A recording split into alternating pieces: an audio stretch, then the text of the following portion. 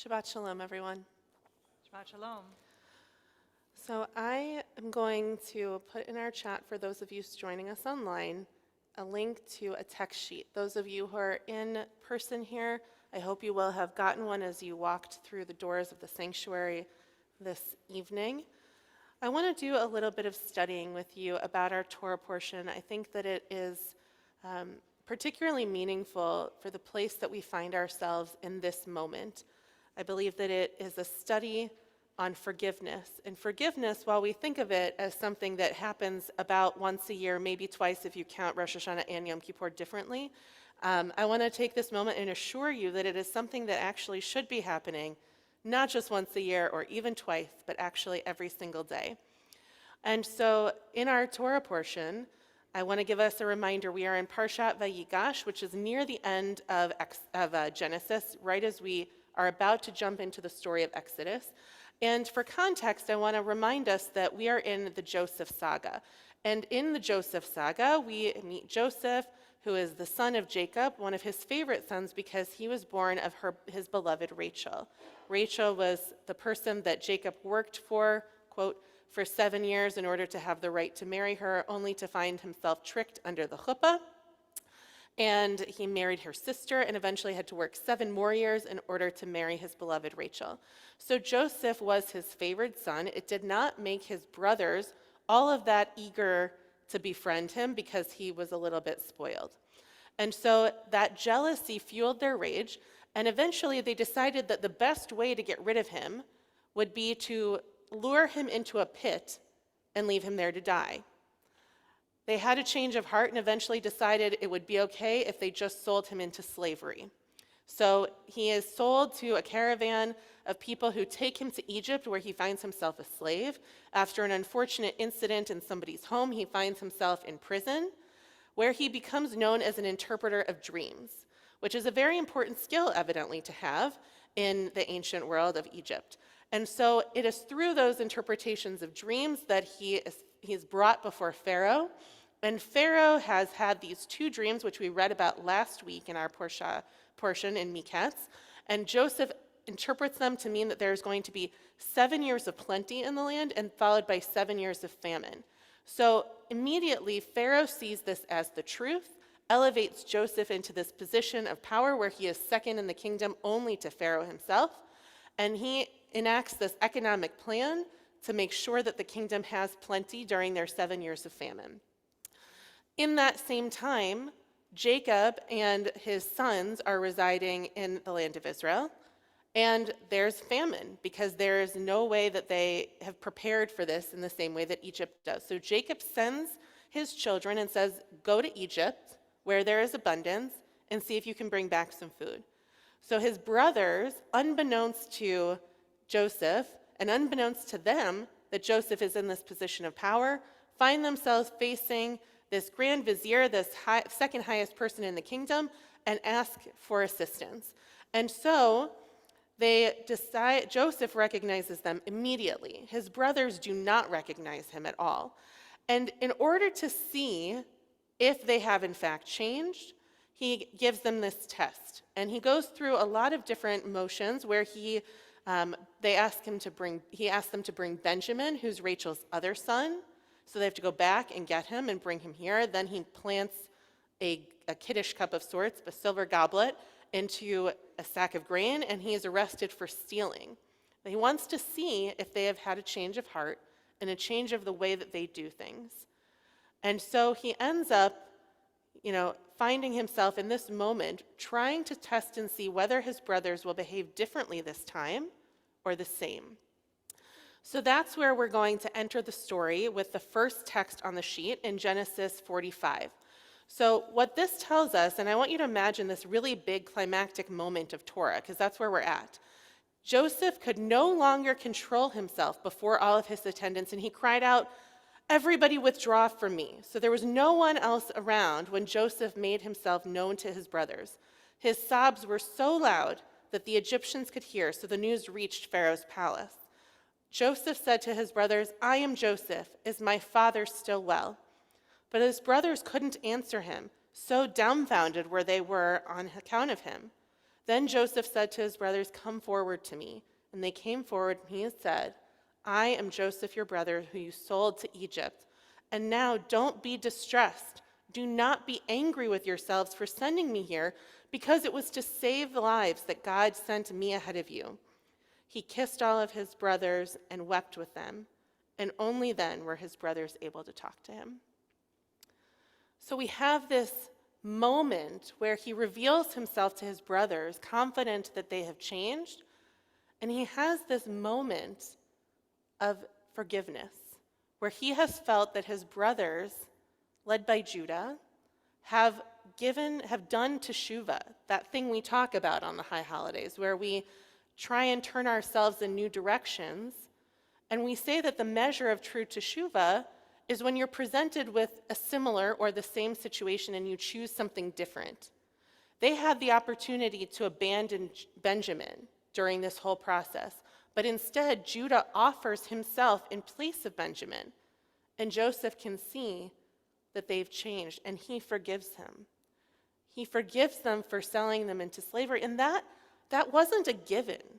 It was not a given that Joseph would not have taken that moment for revenge or to make his brothers suffer for all the suffering that they caused him. It wasn't the obvious answer, and yet it was a profound moment because he took all of this pain and he made a decision to forgive instead of to continue on that path. And I find this to be one of the most profound examples of teshuvah because he had an enormous amount of pain and suffering through the years. He was a slave. He was then in prison. He had a whole story, but he instead chose forgiveness instead of revenge. And as we are going through the world that we are in today, with so much pain and so much hurt and so much tragedy, thinking about forgiveness has been paramount on my mind in a lot of ways as we navigate the world around us. And none as much as when I read earlier this week about the three hostages, that had been killed, unfortunately, by IDF soldiers who mistook them for Hamas. They were killed by the Israeli army going in to try and locate them, and they were mistaken, and they killed 3 soldiers in a very tragic accident. And if you might imagine, you see the seats out there, there's so many hostages. We might wonder what it might be like for the families to know that their children who have been held hostage these last couple of months were killed not by their captors, but by Israeli soldiers. And the pain of that, I think, is almost unbearable.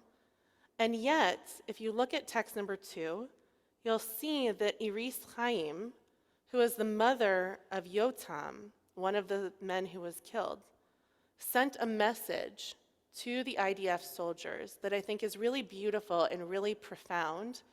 And I wanted to share it with you tonight because I think it really helps elevate this notion that teshuvah and forgiveness is a gift that we can give and a gift that we can receive. And as always with Torah, what we read in Torah relates in so many ways to everything that we experience in the world today. So Iris sent this video message, to the 17th Battalion of the IDF Bislamach Brigade, and she said this. She said, "This is Iris Chaim. I am Yotam's mother. I wanted to tell you that I love you very much, and I hug you here from afar. I know that everything that has happened is absolutely not your fault, and nobody's fault except that of Hamas. At the first opportunity, you are invited to come to us, whoever wants to. And we want to see you with our own eyes and hug you and tell you that what you did, however hard it is to say this, and sad, it was apparently the right thing at that moment. And nobody is going to judge you or be angry.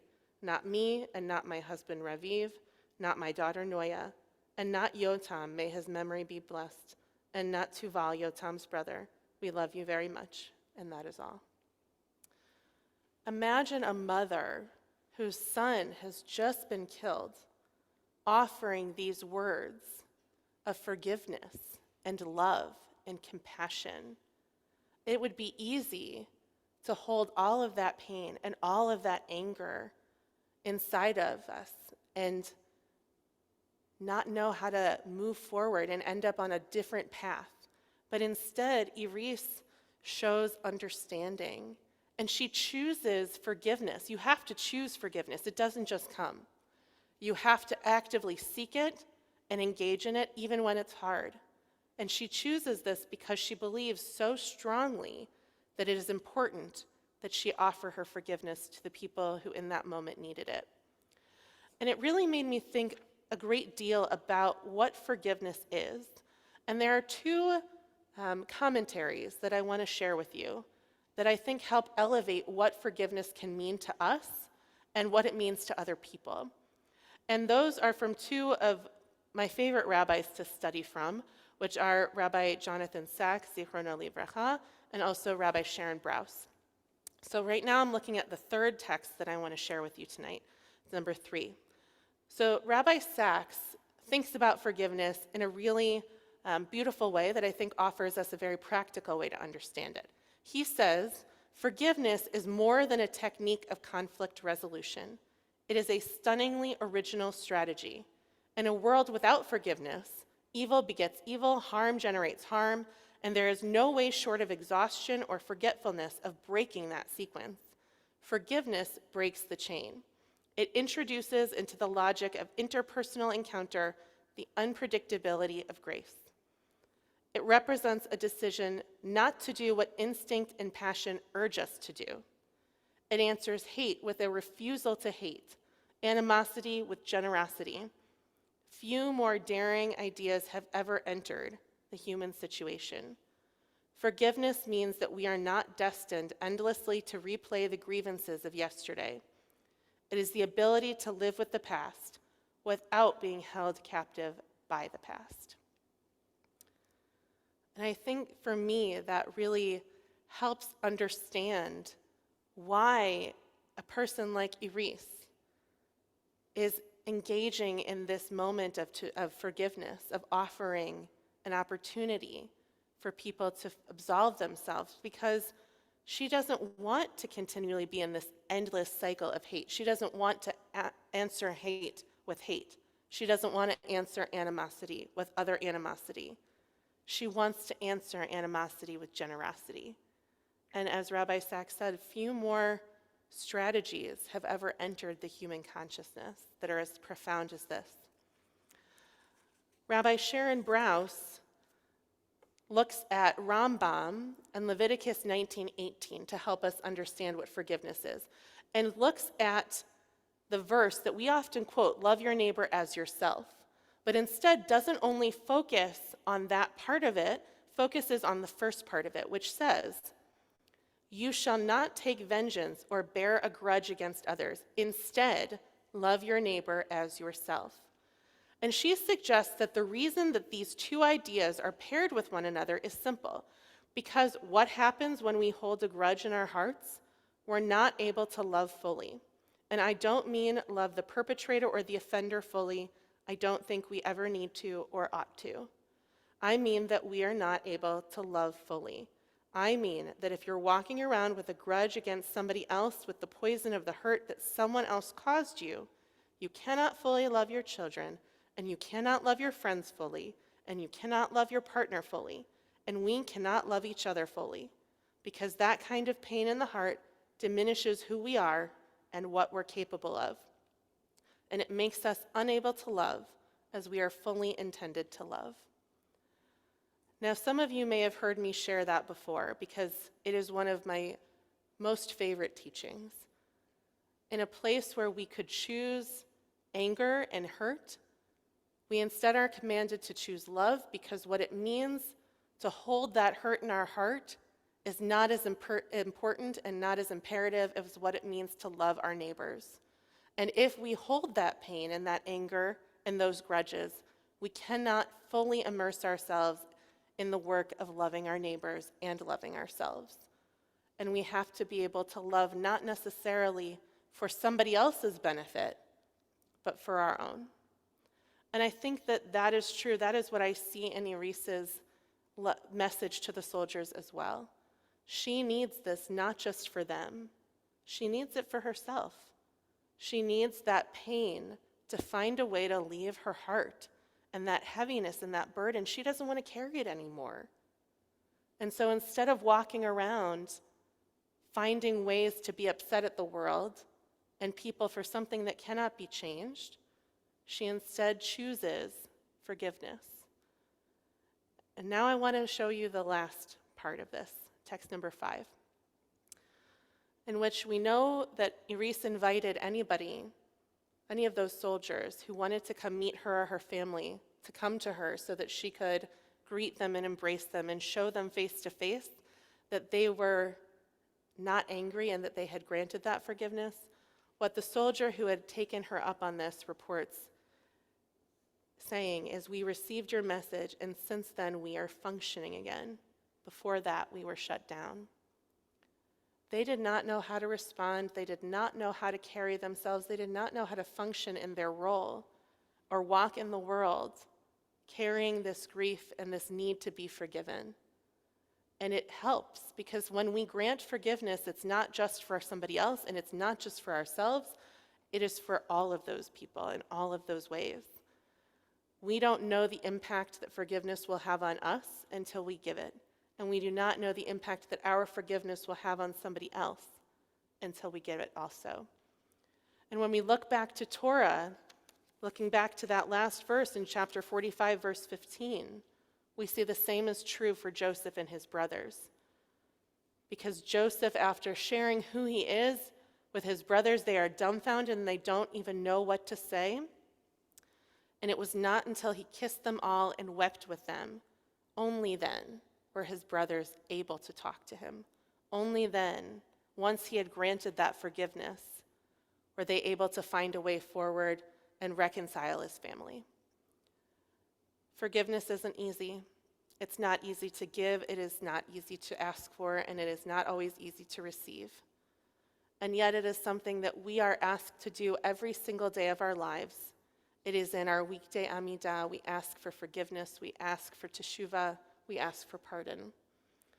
And so as we go through the world every day, and in particular when there is so much pain and tragedy, I want to invite us to think about forgiveness and how it can become part of our lives. Shabbat shalom.